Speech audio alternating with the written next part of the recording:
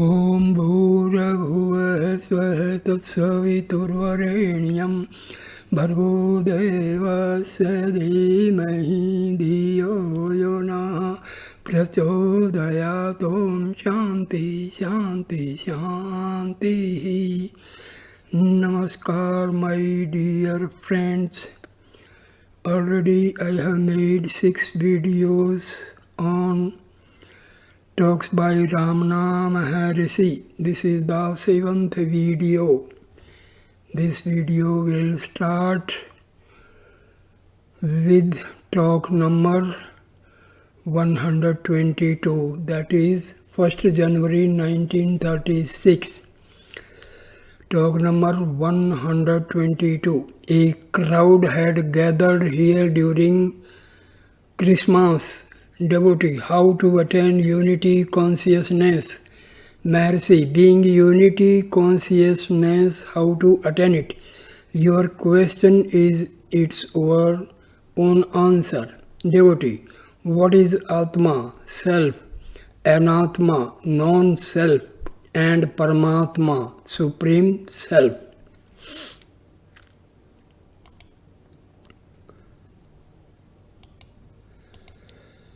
Maharshi replies, Atma is Jivatma, the individual self, and the rest are plain. The self is ever present, Nitya Siddha. Each one wants to know the self. What kind of help does one require to know oneself? People want to see the self as something new, but it is eternal and remains the same all along.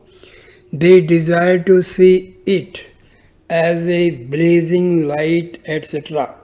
How can it be? It is not light, not darkness, no tejo, no tamaha. It is only as it is. It cannot be defined.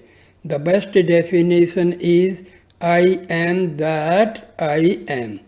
The Shrutis speak of the self as being the size of one's thumb, the tip of hair, an electric spark, vast, subtler than the subtlest, etc. They have no foundation in fact. It is only being, but different from the real and the unreal. It is knowledge, but different from knowledge and ignorance. How can it be defined at all? It is simple being. Again, Sri Bhagavan said that in the whole Thayunmanvar literature, he preferred one stanza which says, ego disappearing, another I, spontaneously manifest in full glory, etc. Again, he cites Sakandar Anubhuti, not real, nor unreal, not darkness, nor light it is. One man said that a Siddha of Kumbakonam claimed to overcome the defects in Sri Sankara's system, which deals only with transcendentalism and not the work-a-day life. One must be able to exercise superhuman powers in ordinary life. That is to say, one must be a Siddha in order to be perfect. Sri Bhagavan pointed out a stanza in Thayumanavar which condemns all Siddhis. Further, he said that Thayumanavar mentions Mona, silence, in numerous places, but defines it is only one verse. Mona is said to be that state which spontaneously manifests after the annihilation of the ego. That state is beyond light and darkness, but still it is called light since no other proper word could be found for it. 3rd January 1936, talk number 123. Dr. Muhammad Hafiz Sayyid, a Muslim professor of Persian and Urdu in the University of Allahabad, asked, what is the purpose of this external manifestation? Maharshi, this manifestation had induced your question. Devotee, true, I am covered by Maya. How to be free from it? Maharshi, who is covered by Maya? Who wants to be free? Devotee, Master being asked who? Master being asked who? I know that it is ignorant me, composed of the senses, mind and body. I tried this enquiry. Who, after reading Paul Brunton's book, 3 or 4 times I was feeling elated and the elation lasted some time and faded away. How to be established in I? Please give me the clue and help me, Master. Maharshi, that which appears anew must also disappear in due course. Devotee, please tell me the method of reaching the eternal truth. Mercy, you are that. Can you ever remain apart from the self? To be yourself requires no effort since you are always that. Talk number 124. Another impatient questioner elaborated long premises and finished asking why some children die a premature death. He required the answer not to satisfy the grown-ups, ones who look on, but the babies who are the victims. Maharshi, let the victims ask. Why do you ask and desire the answer from the standpoint of the child? Talk number 125.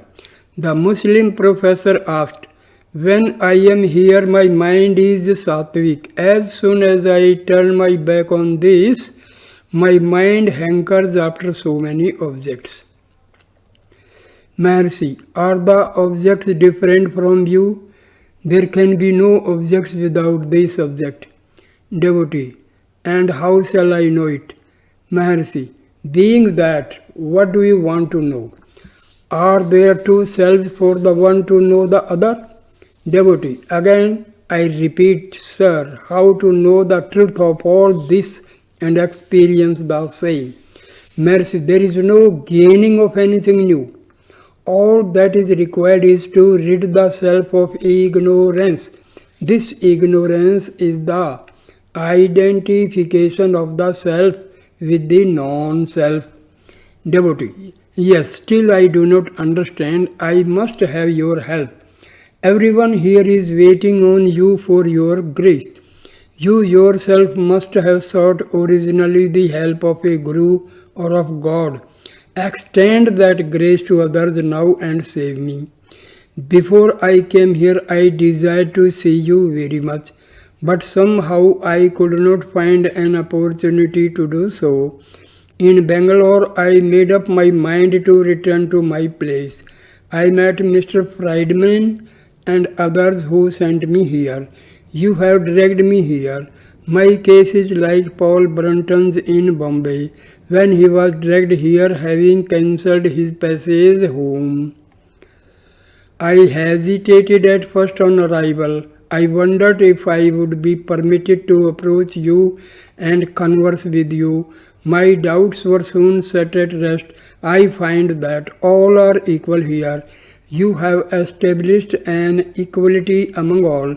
I dined with you and others. If I should say so to my people in UP, they would not believe it. The Brahmins would not drink water with me, nor chew pan with me, but here you have taken me and others like me in your fold. Though Gandhi is striving hard, he cannot bring about such a state of affairs in the country. I am very happy in your presence. I regard you as God. I consider Sri Krishna to be true God because he has said, whomsoever one may worship, the worshipper worship me only and I save him. Whereas all others have said salvation is through me, meaning himself only. Krishna alone is so broad-minded and has spoken like God. You observe the same kind of equality. Talk number 126. Dr. Sayyid again asked, should anyone desirous of spiritual progress take to action or renunciation, Parvirti Marga or Nirvirti Marga? Mercy, do you go out of the self? What is meant by giving up? An American engineer asked about Satsanga, association with sages. Maharshi, Sat is within us. Devotee, in the book Who Am I, you have said the heart is the seat of the mind. Is it so? Maharshi, the mind is Atma. Devotee, is it Atma itself or its projection? Maharshi, the same.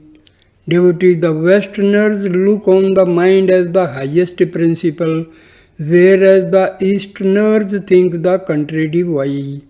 Mercy, where psychology ends, there philosophy begins. This is experience. The mind is born, we see it. Even without the mind, we exist. There is everyone's experience to prove it. Devotee, in deep sleep I do not seem to exist. Mercy, you say so when awake. It is the mind which speaks now. You exist in deep sleep beyond mind.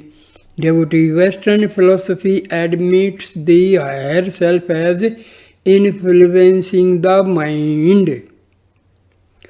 Talk number 127. The American engineer asked, does distance have any effect upon grace? Mercy, time and space are within us. You are always in yourself.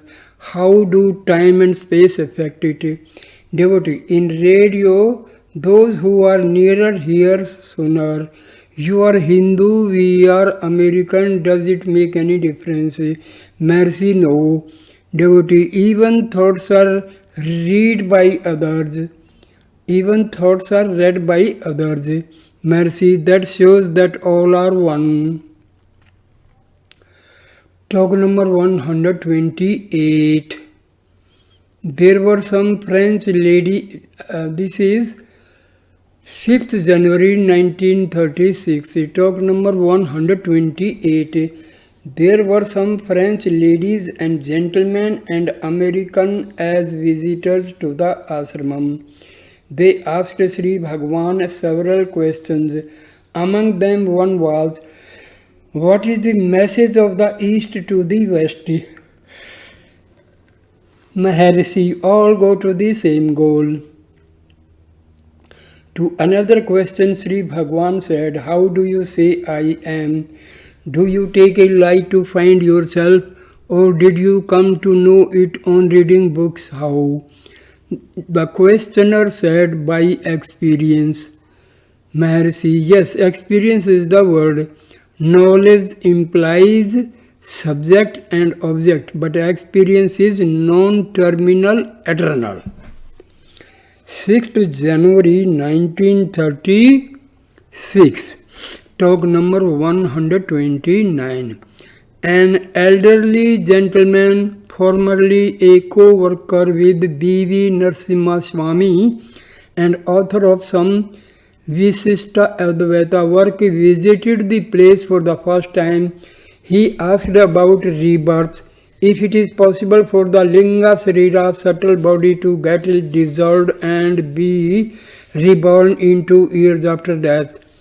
Mercy, yes, surely not only can one be reborn, one may be 20 or 40 or even 70 years old in the new body, though only 2 years after death. Sri Bhagwan cited Leela's story from Yoga Vasishta.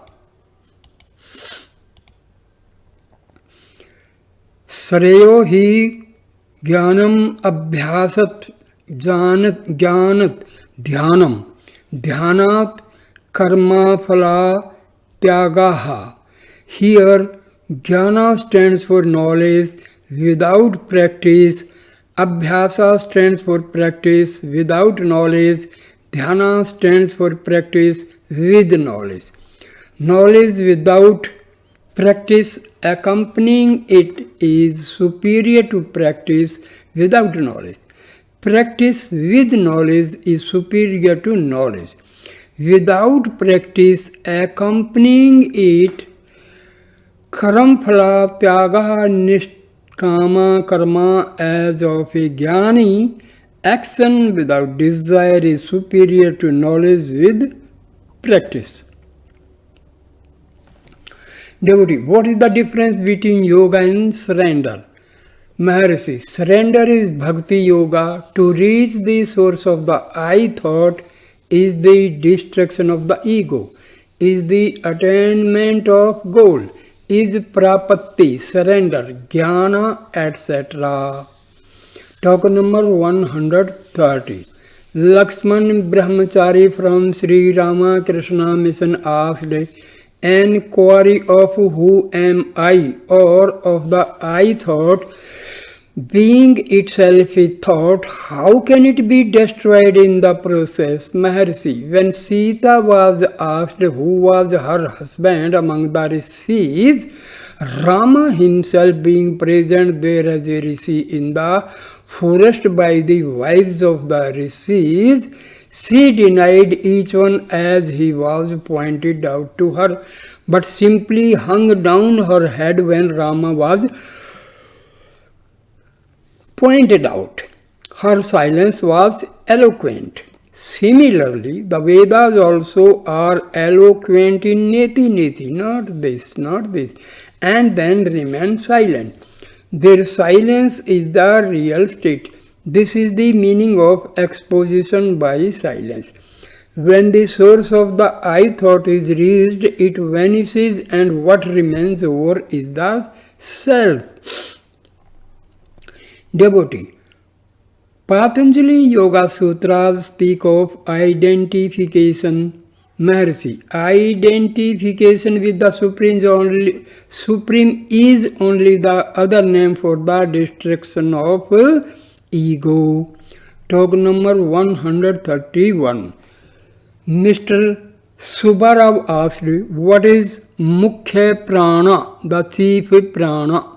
Maharshi, it is that from which the ego and the prana rise. It is sometimes called Kundalini. Consciousness is not born at any time, it remains eternal, but ego is born, so also the other thoughts. Associated with the absolute consciousness, they shine forth, not otherwise. Devotee, what is moksha? Liberation. Maharshi, moksha is to know that you were not born. Be still and know that I am God. To be still is not to think, know and not think is the world. Devotee, there are said to be 6 organs of different colors in the chest, of which the heart is said to be 2 finger breadth to the right of the middle line. But the heart is also formless. Should we then imagine it to have a shape and meditate on it? Maharshi, not only the quest, who am I, is necessary. What remains all through deep sleep and walking is the same. But in waking there is unhappiness and the effort to remove it. After who wake up from sleep, you say I. Now you are told to hold fast to this I. If it is done, the eternal being will reveal itself. Investigation of I is the point and not meditation on the heart center. There is nothing like within or without. Both mean either the same thing or nothing. Of course, there is also the practice of meditation on the heart center. It is only a practice and not investigation. Only the one who meditates on the heart can remain aware when the mind ceases to be active and remains still. Whereas Those who meditate on other centers cannot be so aware. But infer that the mind was still only after it becomes again active. Talk number 132. An educated man asked, is there an absolute being? What is its relation to the relative existence? Maharshi, are they different from each other? All the questions arise only in the mind. The mind arises with waking and subsides in deep sleep. As long as there is a mind, so long will there be such questions and doubts. Devotee, there must be stage after stage of progress for gaining the absolute. Are these grades of reality? Mercy. There are no grades of reality. There are grades of experience for the jiva and not of reality. If anything can be gained anew, it could also be lost, whereas the absolute is central here and now. Devotee, if so, how do I remain ignorant of it? Avarna. Mercy. For whom is this ignorance veiling? Does the Absolute tell you that it is veiled? It is the Jiva who says that something veils the Absolute. Find out for whom this ignorance is. Devotee.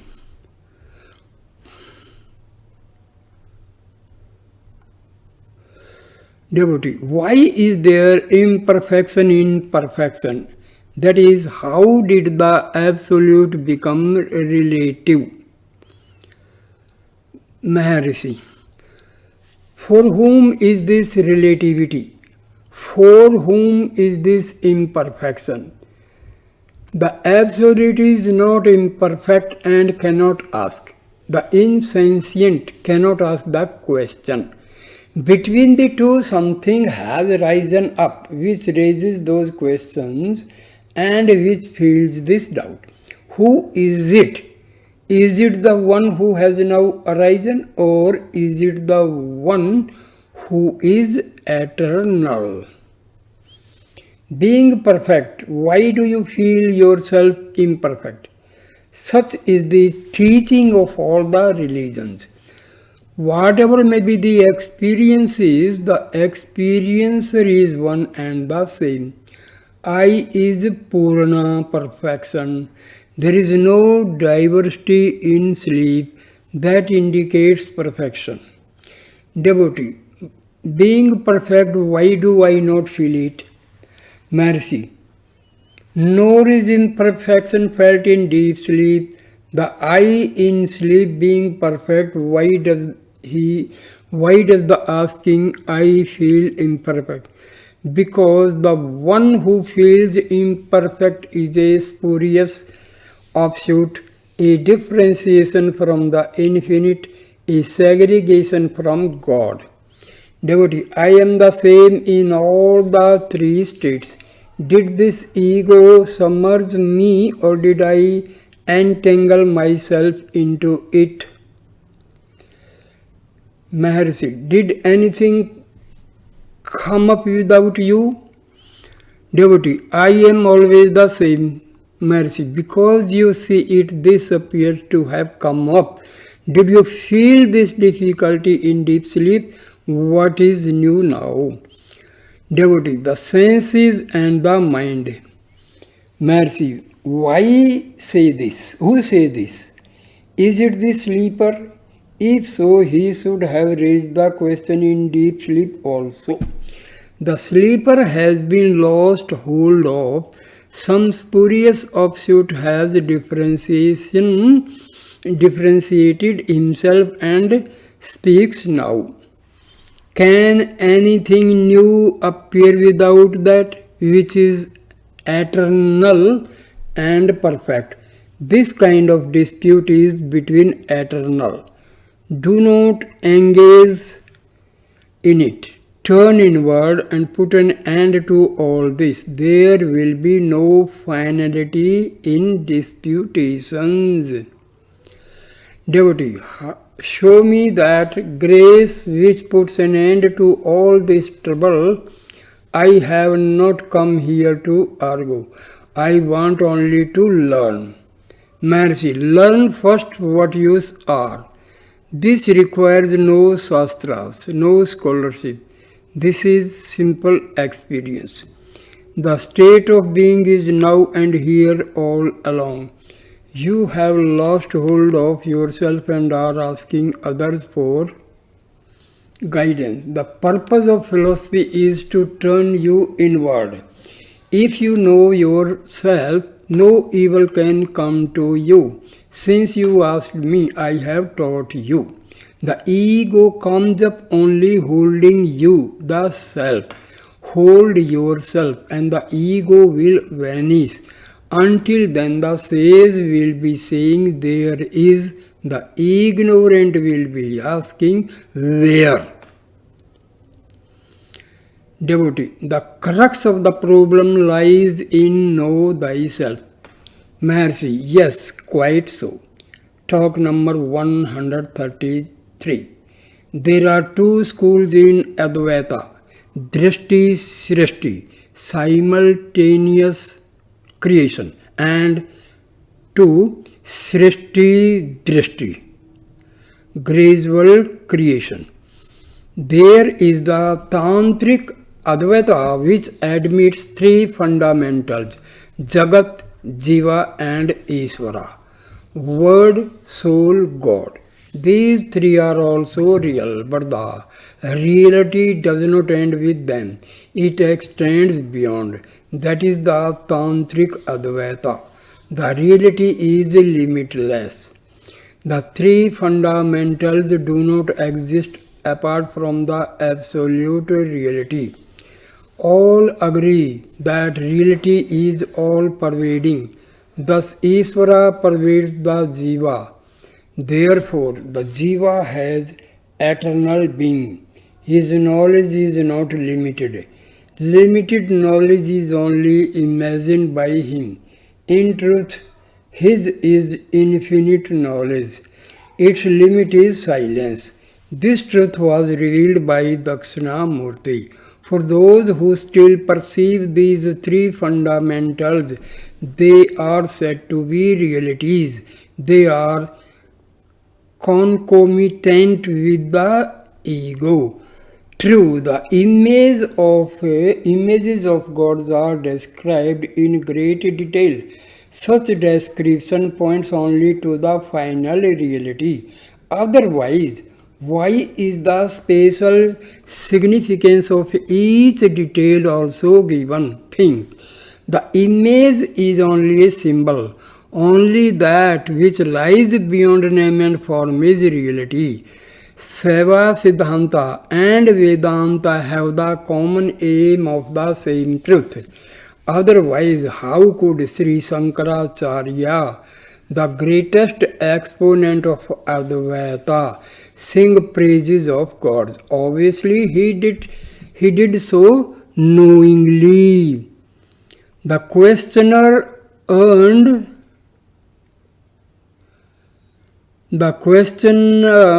earnestly explained that his faith in Seva, Siddhanta, Vedanta, etc. was shaken after reading Bahyak literature. Please save me, he said. Mercy, know the self which is here and now, you will be steady and not waver. Devotee, the Bhagyast read others' minds. Mercy, yes, that is possible. Your thoughts were read by another. There must be one to know your mind. That is the truth always present which is to be realized. Truth does not waver.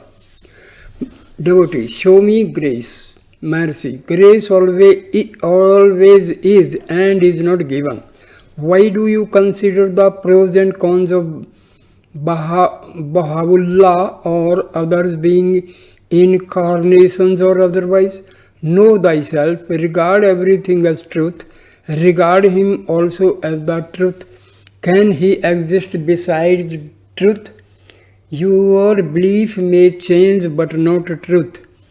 Devotee, show me the truth of Siddhanta, etc. Maharshi, follow their instructions, and then if you have doubts, you may ask. Adherence to those instructions will take you only to Mona. Differences are perceived in external objects only. If you follow their instructions, all differences will be lost. No one but the son of a king can be called a prince. So also only that which is perfect is called perfection. One should not be content with the mere discipleship, initiation, ceremony of surrender, etc. These are external phenomena. Never forget the truth underlying all phenomena. Devotee, what is the significance of the silence of Dakshinamurti? Mercy. Many are the explanations given by scholars and sages. Have it any way you please. 14th January 1936, talk number 134. A question about the heart was raised. Sri Bhagwan said that one should seek the self and realize it. The heart will play its part automatically. The seat of realization is the heart. It cannot be said to be either in or out. Devotee, did Bhagwan feel the heart as the point of realization in his first or early experience? Mercy, I began to use the word after seeing literature on the subject. I correlated it with my experience. Talk 15th January 1936. Talk number 135. Three European ladies from the Theosophical Conference came here and asked, is the whole scheme, the plan really good, or is it in the nature of an error, a mistake of which we have to make the best? Mercy, the plan is indeed good. The error is on our part. When we correct it in ourselves, the whole scheme becomes all right. Devotee, have you any formula to teach us how to bring it about through a remembrance of what we do during sleep? Mercy, no formula is needed. Everyone has the experience that he slept happily and know nothing then. Nothing else was experienced. Devotee, the answer does not satisfy me. We wander in the astral plane in our sleep, but we do not remember it. Mercy, the astral plane is concerned with dreams, not with deep sleep. Devotee, what do you consider to be the cause of world suffering, and how can we help to change it? As individuals, B, collectively. Mercy, realize the real self. It is all that is necessary. Devotee, can we hasten our illumination for greater service, and how? Mercy, as we are not able to help ourselves, so we have to surrender ourselves to the Supreme completely. Then He who will take care of us as well as the world. Devotee, what do you consider the goal? Mercy, self-realization. Devotee, is there any way to meet the appointed Guru for each? Mercy, intense meditation brings it about. Talk number 136. Dr. G.H. Mies, a young Dutchman, was here for a few days. He asked Sri Bhagwan, I have an impression that in deep sleep I have something akin to Samadhi. Is it so? Maharshi, It is the waking I that asks the question, not the I in sleep. If you attain the state of wakeful sleep, which is the same as Samadhi, while still awakened, doubts will not rise. Samadhi is one's natural state. It is the undercurrent in all the three states. That is, I is not in those states, but these states are in it. If we get Samadhi in our waking state, that will persist in deep sleep also. The distinction between consciousness and unconsciousness belongs to the realm of mind, which is transcended by the state of the real self. Devotee, is the Buddhist view that there is no continuous entity answering to the ideas of the individual soul correct or not? Is this consistent with the Hindu notion of a reincarnating ego? Is the soul continuous entity which reincarnates again and again according to the Hindu doctrine, or is it mere mass of mental tendencies, sanskaras, Maharshi? The real self is continuous and unaffected. The reincarnating ego belongs to the lower plane, namely thought. It is transcended by self-realization. Reincarnations are due to a spurious offshoot. Therefore, it is denied by the Buddhist. The present state is due to a mixing up of the chitta, sentient, with jada, insentient.